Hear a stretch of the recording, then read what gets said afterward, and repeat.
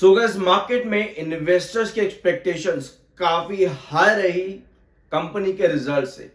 But उन सभी expectations के अकॉर्डिंग स्टॉक रन करता तो क्या कुछ भी देखता नहीं मिला कल के सेशन के अंदर। अब ऐसा क्यों है? हमने डिस्कस किया था डेफर्ड टैक्स, हमने रिजल्ट्स कंपनी के डिस्कस किए थे और साथ में मार्केट एक्सपर्ट्स के क्या ओपिनियन बन सकते हैं रिजल्ट्स के बाद, उन सब चीजों को कल के वीडियो में डिस्कस किया था। लेकिन अब मार्केट एक्सपर्ट्स के ओपिनियन क्या है, सब चीजें समझेंगे। I am NISM 7 certified, subscribe जरूर कर देना। शुरुआत करते हैं पहले आपकी खबरों से, फिर चार्ट पर आएंगे और उन सभी खबरों को चार्ट पर रखेंगे। मार्केट एक्सपर्ट्स जैसे कि नुवामा, इन्होंने अपनी होल्ड की रेटिंग रखी है सुज़लोन एनर्जी लिमिटेड के अंदर, जो कि एक पॉजिटिव साइन दिखता है।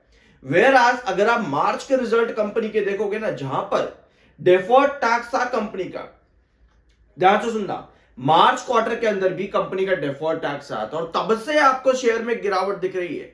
ठीक है, एक बार फिर डेफर्ड टैक्स आया है, बीच में एक क्वार्टर आया था जहां पर डेफर्ड टैक्स नहीं था, समझे? तो मार्केट एक्सपर्ट्स के मार्च के क्वार्टर के रिजल्ट्स में जो ओपिनियन आए थे वो काफी खराब थे और एक बार फिर से मार्केट एक्सपर्ट्स के ओपिनियन यहां पर खराब जा सकते थे। बट यस, इस बार मार्केट एक्सपर्ट्स जैसे कि नुवामा, इन्होंने होल्ड की रेटिंग रखी है सुज़लोन एनर्जी लिमिटेड के अंदर और जो टारगेट्स हैं इनके वो आते हैं अराउंड 67 से 66 तक के। ठीक है, यानी कि इन्होंने अपना टारगेट रिड्यूस किया है। पहले इनका टारगेट 67 का था, अब इन्होंने उसको 66 कर दिया है। यानी कि अभी भी अगर आप प्रेजेंट प्राइस से देखोगे तो अपसाइड पोटेंशियल ही नजर आता है। अब इन्होंने रीजन स्पेसिफाई करे हैं यहां पर, जैसे कि गवर्नमेंट ने सपोर्ट दिया है recently long term potential boost को लेकर के, क्योंकि जीएसटी में आपका जो पहले था 12% के आसपास का जीएसटी, उसको अब 5% कर दिया है। और साथ में इंस्टॉलेशन ऑफ इंडिया प्लान जो है वो है 122 गीगावाट बाय फाइनेंशियल ईयर 32 तक।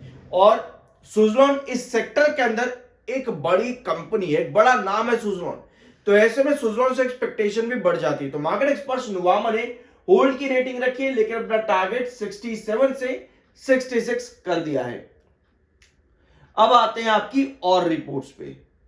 एक रिपोर्ट हमारे पास और आती है, ये रिपोर्ट है आपकी मॉर्गन स्टैनली की तरफ से। सो मॉर्गन स्टैनली ने अपना जो टारगेट है सुज़लोन में वो करा है 77 का, यानी कि प्रेजेंट प्राइस से 30% अपसाइड पोटेंशियल देखने को मिल सकता है सुज़लोन में अकॉर्डिंग टू मॉर्गन स्टैनली। इसके पीछे के स्पेसिफिक रीजन है, जैसे कि कंपनी का एबिडा प्रॉफिट ग्रोथ जो कि 84% से बढ़ता देखने को मिला, 145 and 180% in year on year basis पर, जो कि एस्टिमेशन थी 21, 29%, 31% एंड 83%, और एक्सपेक्टेशन को ब्रेक आउट किया है, यानी कि 25%, 49% एंड 94%। सो मार्केट एक्सपर्ट्स के एक्सपेक्टेशन को अभी तक सुज़लोन ने ब्रेक आउट किया है, जो कि एक अच्छी बात नजर आती है और टारगेट मार्केट एक्सपर्ट्स ने यहां पर बढ़ाया है।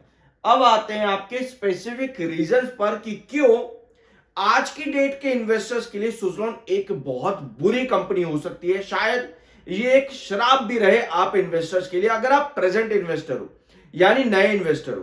पुराने इन्वेस्टर जो थे भैया, उनको इस कंपनी ने 2020 से बहुत तगड़ा टारगेट दिया है।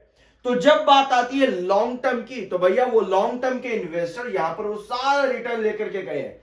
मात्र 2-4 रुपए का शेयर हुआ करता था 2021-20 के अंदर, मात्र 2-4 रुपए का। तो भैया वो रिटर्न ये स्टॉक दे चुका है, यानी मात्र 4-5 साल के अंदर अंदर इतना तगड़ा रिटर्न। और अगर आप नए इन्वेस्टर आ रहे हो और आप चाहते हो कि भैया यहां तक आ गया, मुझको भी रिटर्न दे, मुझको भी लेकर के जा 80 से 800, मुझको भी लेकर जा 50-60 से 600-700, तो भैया इतना आसानी से मार्केट में कुछ नहीं मिलता। अगर आप एक ऐसे स्टॉक में जो ऑलरेडी इतना रिटर्न दे चुका और आप चाहते हो कि भैया मुझको भी आज रिटर्न दे क्योंकि मैंने आज इन्वेस्ट करा है, तो भैया गलती कंपनी की नहीं है, गलती हम लोगों की है कि हमारे में पेशेंस नहीं है। कंपनी अगर अच्छे रिजल्ट्स दे रही है, इसका मतलब ये नहीं है कि वो जिंदगी भर भागती चली जाएगी। ऐसी मार्केट में कितनी कंपनीज है जो कि हर क्वार्टर बेंचमार्क क्रिएट करती है, तो क्या वो शेयर भागता चला जाता है? भैया ऐसा नहीं होता, चार्ट को फॉलो करता है और सुज़लोन भी अभी यही कर रहा है चार्ट पर। अब रिजल्ट देखो भैया कंपनी के, कंपनी 1400 करोड़ के रिवेन्यू से लगभग आज की डेट में 3800 करोड़ तक के रिवेन्यू पर है। तो क्या शेयर ने रिटर्न नहीं दिए? भैया दिए हैं। बट अगर आप अब इन्वेस्ट करना चाहते हो तो पिछले 3 क्वार्टर एक बार देखो, 37 से 3800 करोड़ के रेवेन्यू के बीच में कंपनी घूम रही है। यानी कि अगर आपको अब रिटर्न चाहिए तो यहां कंपनी को रेवेन्यू में 4000 5000 इतना जंप लेकर के आना पड़ेगा धीरे धीरे, तब जाकर के कहते हैं कि भैया आपको और रिटर्न मिलेंगे। वेयरएज अगर आप पहले देखोगे तो भैया 1400 आपके इसको 3000 करते हैं यहां पे, ठीक है, 1400 1500 2000 1600 ऐसे कंपनी ने रेवेन्यू जनरेट करे तब जाकर के, यानी कि बेंचमार्क्स बनते रहना जरूरी है। एक और इंपॉर्टेंट पॉइंट आता है, वो है प्रमोटर होल्डिंग डाटा। सुजलॉन पर मैंने आप लोगों के साथ कई सारी रिपोर्ट्स डिस्कस करी हैं। पहले तो सब्सक्राइब कर देना अगर आप चैनल पर पहली बार आ रहे हो, क्योंकि क्या होता है ना, लोग सिर्फ पॉजिटिव जानना चाहते हैं, नेगेटिव जानना कोई नहीं चाहता। कंपनी में दिक्कत पता है क्या है, प्रमोटर होल्डिंग एक दिक्कत है, लेकिन उसके अगेंस्ट में अगर आप देखोगे एफआईआईज और डीआईएस भर करके है कंपनी में, बट उसके अगेंस्ट में देखोगे तो भैया पब्लिक भी भर करके है, 55% पब्लिक बैठी हुई है। और ऐसा नहीं है कि पब्लिक के पास ही सारा माल है, पब्लिक से 2022 से लगातार अगर आप देखोगे ना, माल खींचा भी गया है। 72% से पब्लिक की होल्डिंग आज की डेट में 55% की है। यानी धीरे धीरे जैसे जैसे पब्लिक परेशान होती चली जाएगी ना कि भैया मुझको तो रिटर्न दे नहीं रहा, बेकार कंपनी है, पब्लिक निकल जाएगी, तब भैया ये लार्ज एंटिटीज एंटर करती है धीरे धीरे। फिर रिटेलर क्या कहते हैं कि भैया हमसे तो माल खींच लिया, भैया हमसे तो माल खींच लिया, ऑपरेटर गेम है, ये सब चलता रहता है। भैया अगर आपको रिटर्न चाहिए बड़ा तो आपको ये सब का हिस्सा बनना पड़ेगा, समझ रहे हो इस चीज को, वरना जिंदगी भर यही कहते रह जाओगे कि भैया ऑपरेटर गेम चलता रहता है। क्योंकि स्टॉक ऑलरेडी रिटर्न दे चुका है, आपको नए बेंचमार्क्स चाहिए, तो भैया पेशेंस लगता है इन चीजों में। मार्केट है, हलवा नहीं है कि आप जब चाहोगे आकर के खा लोगे। अभी स्टॉक क्या पैटर्न क्रिएट कर रहा है, एक डाउनवर्ड वेजिस पैटर्न। अभी आपने रिसेंटली देखा होगा, हम पिछले लगभग 3-4 महीनों से लगातार डिस्कस कर रहे हैं कि स्टॉक एक डाउनवर्ड वेजिस पैटर्न में, जहां इसका क्रूशियल बेस जो है 51.90 पर बनता है, 51.90 पर, और यहीं से एग्जैक्ट स्टॉक ने रिकवरी दिखाई भी है। अब जहां पर आप अटके हो वो है 60 रुपीज का आपका रिस्ट्रिक्शन। अब आपको क्या चाहिए, यहां पर देखो, मैंने आपके साथ पिछले वीडियो में चार्ट डिस्कस किया था, कल के ही वीडियो के अंदर, कि आगे की पोजीशन आपकी क्या है। अगर आप देख पा रहे हो 60 रिस्ट्रिक्शन है, यही चीज 60 रिस्ट्रिक्शन हम पिछले 5-6 वीडियो से डिस्कस कर रहे हैं, यानी कि लगभग 1 महीने से, ठीक है। अगर आपको ब्रेकआउट यहां पर चाहिए ना, और 60 रिस्ट्रिक्ट इसी तरह से करता है, तो आपको 58 पर बेस बनाना पड़ेगा। अब भैया वो क्यों कह रहे हो, उसके लिए यहां पर आओ वापस चार्ट पैटर्न पे। स्टॉक कोई भी मार्केट में हो भैया, रिजल्ट कितना ही बढ़िया से बढ़िया या बुरे से बुरा दे दे, चार्ट को जरूर फॉलो करेगा। अब 60 रिस्ट्रिक्शन है, हमें पता है कि भैया अगर हमको ब्रेकआउट चाहिए तो भैया 58 पर हमको बेस बनाना पड़ेगा, समझ रहे हो। एक तो चीज बनती है कि भैया मुझे नीचे नहीं चाहिए, मुझे 58 चाहिए ही नहीं, मैं चाहता हूं 60 से सीधा नेक्स्ट जो आपका रिस्ट्रिक्शन है 64 पर चला जाए, तो भैया ठीक है, उसके लिए आपको क्या करना पड़ेगा, सस्टेनेबल ब्रेकआउट चाहिए होगा। लेकिन भैया ये नहीं आ पा रहा, क्योंकि लास्ट सेशन की जो कैंडल है कंसोलिडेटेड कैंडल है, तो उस कंडीशन पर अगर सेलिंग आती है, क्योंकि ऑलरेडी स्टॉक ने 51.90 से 60 तक के टारगेट दिए, यानी कि टारगेट अगर आप देखोगे पिछले लगभग 1 महीने के अंदर बड़ा टारगेट दे चुका है ऑलरेडी। गिरावट चाहे आप जितनी मर्जी कह लो, बट जिसने अच्छे तरीके से चार्ट को देख करके इन्वेस्ट किया होगा उसके लिए रिटर्न बढ़िया है। बट अगर आप चाह रहे हो कि भैया आपको भी रिटर्न दे, वापस 80-100 जाए, तो भैया चार्ट बनाना पड़ेगा। क्योंकि कोई भी डाउनवर्ड वेजिस पैटर्न बनने के बाद में स्टॉक क्या करता है, एक साइन ऑफ रिलीफ देता है। वो साइन ऑफ रिलीफ आपको बताता है कि भैया यहां से बड़ा यू टर्न बनेगा या फिर वापस से नीचे गिरेगा।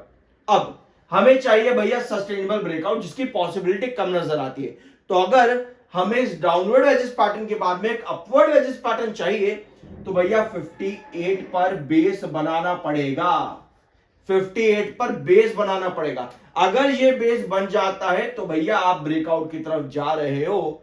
लेकिन दूसरी कंडीशन ये आती है कि आपकी कैंडल की फॉर्मेशन अगर किसी भी कंडीशन पे 58 के नीचे की तरफ गिर जाती है, तो आप वापस से एक नया डाउनवर्ड वेजिस पैटर्न क्रिएट कर रहे हो। अब इसको समझते एक बार ब्लैंक स्क्रीन पे।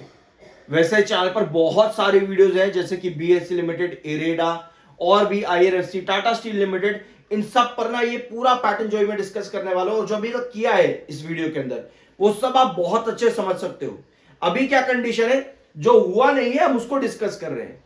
यहां पर आप देखोगे कि भैया डाउनवर्ड वेजेस पैटर्न ऑलरेडी हो चुका है। तो अगर आप नए व्यूअर आप कहोगे भैया ये तो ऑलरेडी हो चुका है, दिख रहा है, तू क्या बता रहा है। बात सिर्फ इतनी सी नहीं है। अगर आप नए व्यूअर हो, मैं बस आपसे ये चाहता हूं कि अब जो पैटर्न बन रहा है एटलीस्ट आप उसको चार्ट पर समझना। पुराना जो हो चुका है वो मेरे पुराने व्यूअर्स जानते हैं, देख चुके हैं ऑलरेडी। बट अगर आप नए व्यूअर हो, आपको ये समझना जरूरी है कि कोई भी स्टॉक जब एक डाउनवर्ड वेजेस पैटर्न क्रिएट करता है, एक बेस आता है जहां पर वो डाउनवर्ड वेजेस पैटर्न खत्म हो जाता है। वो बेस सुजलॉन में रहा 51.90 का। अब यहां से ब्रेकआउट वापस से चालू, जहां 60 का रिस्ट्रिक्शन है। अगर ये ब्रेकआउट अपवर्ड वेजेस पैटर्न में बनना है तो यहां से 64 आना पड़ेगा।